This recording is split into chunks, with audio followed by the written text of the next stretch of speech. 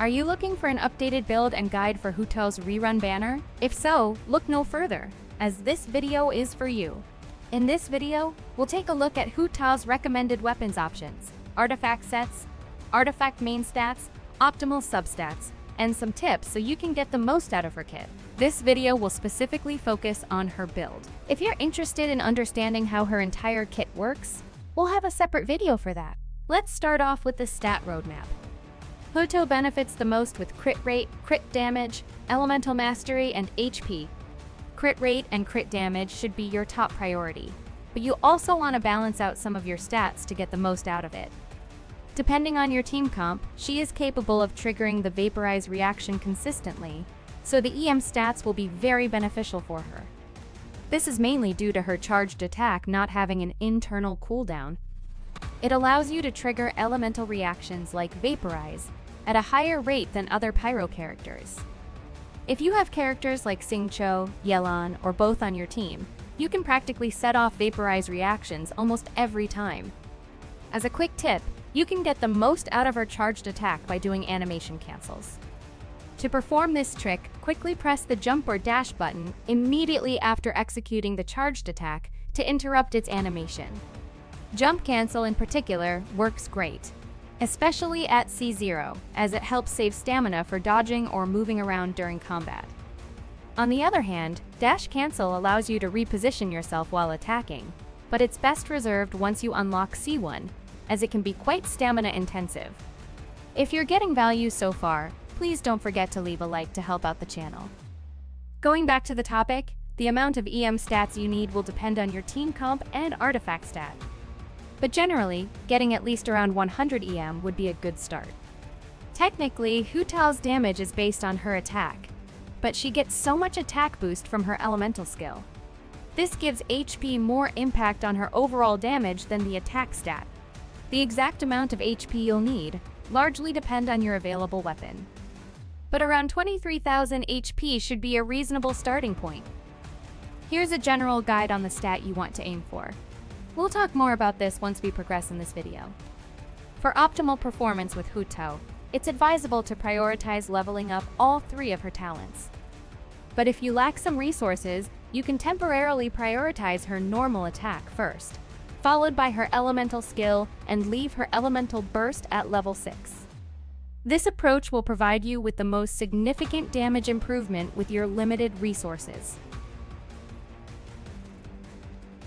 For the artifact's main stats, you can go with either the Elemental Mastery or HP Sands. EM Sands will have slightly higher output doing Vaporize damage, but HP Sands won't trail that much and will provide higher healing through her Elemental Burst. For the Goblet slot, Pyro damage bonus is the way to go. As for the Circlet, consider crit rate or crit damage based on your needs. This usually comes down to which weapon you choose to opt in, which we'll discuss in a bit. The optimal substats you can get for Hu Tao are crit rate, crit damage, HP percent, and elemental mastery. Ideally, you want to get as much crit rate and crit damage as you can. And since Hu Tao's optimal playstyle is to trigger Vaporize to Oblivion, getting some EM stats is also recommended, especially if you're opting for the HP Sands. While getting HP percent is preferable, getting a few attack percent is also okay. Hu Tao will gain more out of HP due to the insane amount of attack her elemental skill can give. But as mentioned earlier, her charged attacks and elemental burst damage are still based on her attack stats. For the artifact sets, the 4-piece Crimson Witch of Flames, Shimenawa's Reminiscence, and Gilded Dreams are all great options. These sets offer similar damage output with slight advantages in different areas. Hu Tao can spam a lot of charged attacks, and the Shimenawa set could give her the most improvement in this regard. However, you might also experience some problems with your elemental burst uptime due to the energy loss when using her elemental skill. But considering the resin investment, farming for the Shimenawa set makes sense, especially since you can also obtain the emblem set in the same domain. Although you can only get one stack from the 4-piece Crimson Witch set, it's still a great set as it increases pyro damage and pyro-related elemental reactions for Hu Tao. While Shimenawa is better at boosting Hu Tao's charged attack, the Crimson Witch set will outperform Shimenawa on the elemental burst damage.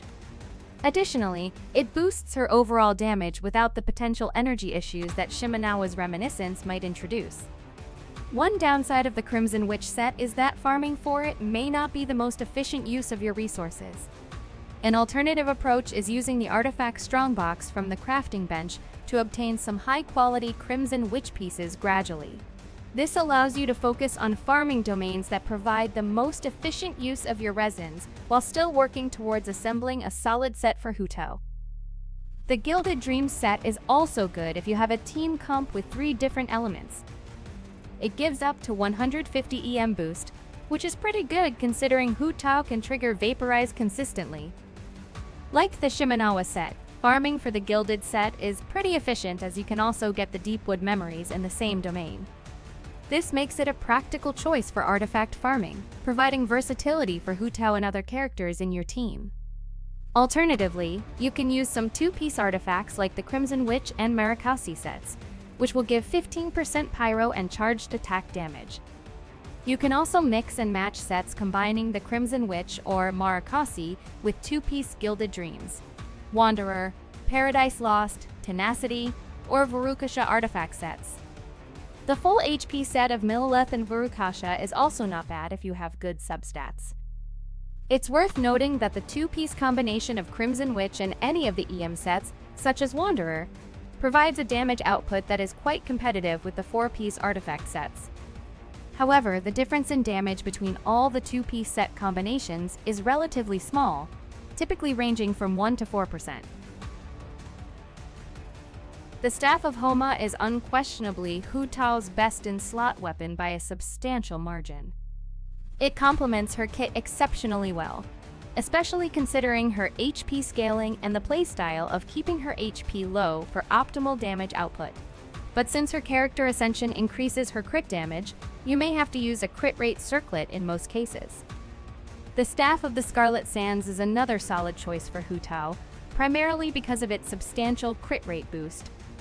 This can enable you to prioritize crit damage stats, which is valuable for enhancing her damage output. However, you can only get 1 to 2 stacks from the weapon's effect per elemental skill activation. Nevertheless, it still outperforms many other spear options and works exceptionally well with the 4-piece Gilded Dreams set. The Primordial Jadewing Spear is another commendable choice. It has a lower crit rate boost than Scarlet Sands, but you can fully utilize its weapon's effects and has a very high base attack. The Vortex Vanquisher can be a good weapon option, but its performance depends highly on your team comp. It works best when Geo-Resonance is enabled, so you can fully utilize its weapon effects, but without the resonance, its damage output is a little underwhelming. Additionally, since it increases attack percent, it can be challenging to stack sufficient crit rate stats to optimize Hu Tao's critical hits. For the 4-star options, the Ballad of the Fjord Battle Pass weapon or Lithic Spear would be excellent if the right conditions are met. At R5, you can get 240 bonus EM with the Fjord weapon if your team is composed of 3 different elements. On the other hand, the R5 Lithic Spear offers 44% attack increase and a 28% crit rate boost if you have 4 leeway characters in your team. Teaming Hu Tao with characters like Xing Cho, Yalan, and Zhongli would be great for both weapons. The Dragon's Bane is also a good alternative, as its weapon's effect is pretty good. The increased damage against enemies affected by Pyro or Hydro makes it a valuable choice for maximizing damage with the Vaporize reaction. Very few weapons can outperform this weapon when we only look at its damage output with the Vaporize reaction. Deathmatch is also a viable weapon option due to its crit rate, and its weapon effect is still beneficial for Hu Tao. It can help maintain consistent critical hits, crucial for her damage output. The Missive Wind Spear is also not bad. At R5, it can give 24% attack and 96 elemental mastery through its weapon effect. The Blackcliff Pole is also pretty good due to its crit damage stats and is especially good if you're up against mobs. But its damage falls significantly when you're up against boss monsters. The Royal Spear is only really good as a short-term temporary weapon because it loses its effectiveness the more crit rate you get. But it also boosts attack percent, which is not very beneficial compared to the stats you can get from the Blackcliff pole. Considering that you will need star glitter to acquire both weapons, you're better off just getting the Blackcliff pole if you need something decent you can use.